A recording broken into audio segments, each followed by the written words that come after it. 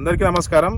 లడ్డు మీద చేసిన రాజకీయాలు ఇక చాలు గాని 5,000 కోట్ల విలువైన భూమిని మీ చిన్న కొడుక్కి ఎందుకు దోచిపెట్టారు చంద్రబాబు నాయుడు గారు?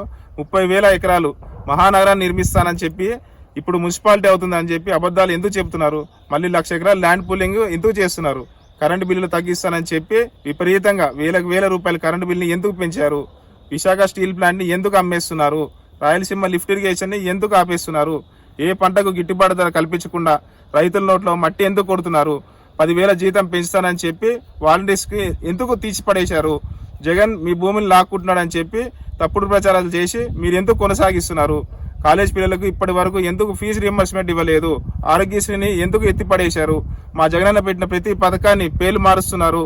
ఎందుకు 5 లక్షల పెన్షన్లు తీసిపడేశారు? ఎందుకు మీ కూటమి వాళ్ళు ఇసుక మట్టి అన్ని దోచుకుంటున్నారు?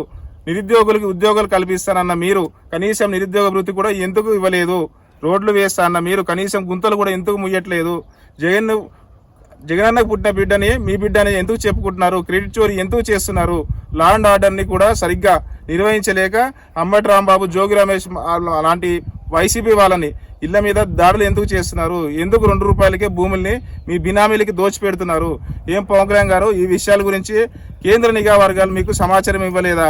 మీరు ఇంకా మా రాష్ట్రంలో పుట్టలేదా? చెప్పండి. సుగాలి ప్రియ తల్లికి ఎప్పుడు న్యాయం చేస్తారు?